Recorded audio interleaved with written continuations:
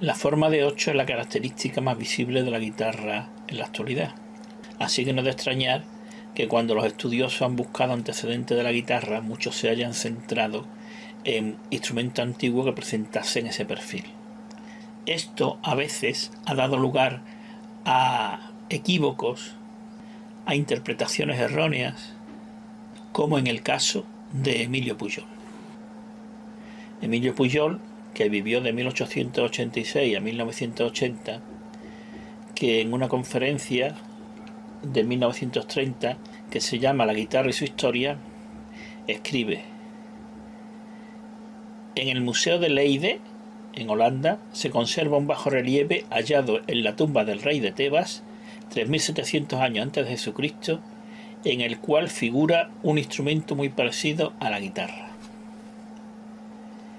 Hay un texto anterior de Pujol, que es la entrada guitarra para la enciclopedia de Lavignac y Laurenci, y se especifica mejor esta similitud. Dice: las curvas externas se parecen a las de la guitarra. En el artículo de la enciclopedia, la datación del bajorrelieve se establece dentro de una horquilla de 3762 a 3703 a.C. Hay que tener en cuenta que, según el experto español Manuel Lafarga, la representación más antigua conocida de un instrumento de cuerda pulsada con mástil es del 3503 al 3200 a.C. Se trataría de un sello mesopotámico del periodo Uruk que se conserva hoy en día en el British Museum de Londres. Así que esta datación que nos hace Pujol de ese instrumento tipo laúd con perfil aguitarrado, ¿no?, de forma de guitarra, de 3762-3703 a.C. es bastante sorprendente. La datación de Pujol es sorprendente y sin duda errónea, porque en las fechas de las que habla Pujol ni siquiera existía la ciudad de Tebas. Las noticias más antiguas que tenemos de la ciudad egipcia, a la que los griegos llamaron Tebas, son de alrededor del 3200 a.C. La datación de Pujol se ha reproducido en más fuentes, incluido un libro prestigioso, el de la música en España de Chase. Pujol no incluye la imagen del bajorrelieve, pero yo estoy seguro de que la imagen es esta. Es una imagen que se reproduce en uno de los volúmenes de la Historia General de la Música de François-Joseph Fétis. Son varias las razones por las que yo creo que Pujol se está refiriendo a la imagen del libro de Fétis. Primero, porque Pujol cita varias veces el libro de Fétis.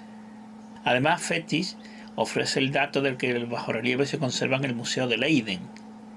Y Pujol y Fétis escriben el nombre en francés Leide, con Y. En la misma página donde Fétis reproduce el dibujo se ha mencionado la ciudad de Tebas, pero en relación a otras imágenes. Parece que Pujol no ha entendido esto bien y afirma que el bajorrelieve se halló en una tumba de Tebas, cuando en realidad es una tumba de Saqqara en Memphis.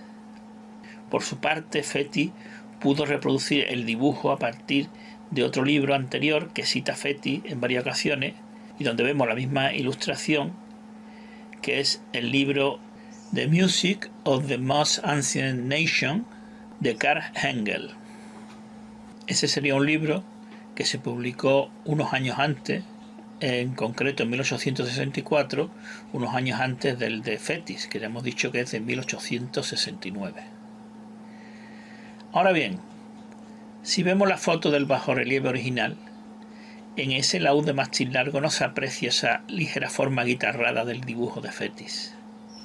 La capilla de ofrendas de Ptolemeu en Saqqara, Memphis, de la que forma parte el bajorrelieve del laudista, fue desmantelada y trasladada a Europa en 1828, donde fue adquirida por el Museo Nacional de Antigüedades de Leiden, en Holanda, lugar en el que se conserva hoy en día.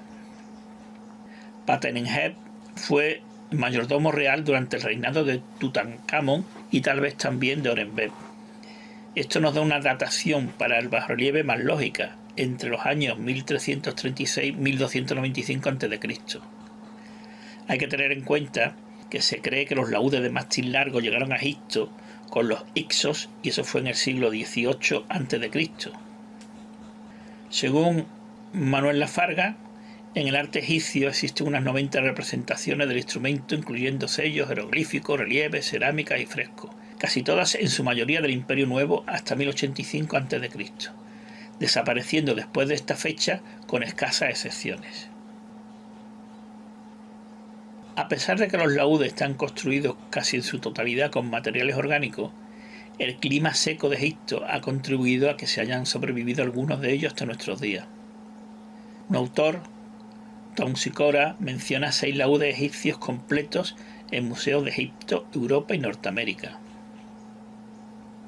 Tom Sikora clasifica estos laúdes en 3 tipos, según la forma de su caja de resonancia: ovales con caja casi redondeada, ovales con una caja armónica cuya longitud es más del doble de su anchura y por último piriformes.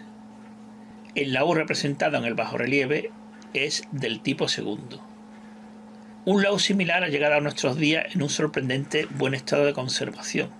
Se trata del laúd del cantor Ahmose de alrededor del 1490 a.C. Este laúd estaba unido al sarcófago de su dueño y fue descubierto en Tebas en 1936. Nora Scott hizo un estudio del instrumento que publicó en 1944 en el que nos da datos organológicos sobre ese laúd. Dice que tiene una longitud total de 119,5 centímetros, que el tiro de cuerda es de 97 centímetros, que el mástil es de sección circular de 3 centímetros de diámetro, que atraviesa la caja de resonancia mediante unas ranuras en la tapa armónica que es de cuero. El mástil tiene unido en su extremo final un trozo de madera que hace las veces de cordal y de puente. Las paredes son delgadas, de 3 milímetros en su parte superior. La tapa armónica, de cuero sin curtir, se estiró en su lugar cuando aún estaba fresca. Previamente se le hicieron 8 cortes por los que pasó el mástil y al secarse la piel se encogió de modo que quedó bien ajustada a la caja de resonancia, sujetando el mástil a lo largo de la superficie de la tapa. En la tapa hay 6 agujeros de resonancia. El laúd tiene 3 cuerdas de tripa que han sobrevivido hasta nuestros días, una cosa bastante increíble, que tras pasar por encima de la cejuela se sujetaban a la parte superior del mástil con unos amarres. En la parte inferior del mástil, tras pasar por un puente con 3 ranuras, las cuerdas se ataban al cordal del extremo final de la pieza que hace las veces de puente y que estaba unida al mástil. También se ha conservado una púa atada a un largo cordel, seguramente para que no se pierda. Es decir, este tipo de laúd tiene poco que ver con nuestra moderna guitarra. Aunque tuviese la forma aguitarrada que nos señala Pujol, no se parece en nada a nuestra guitarra actual.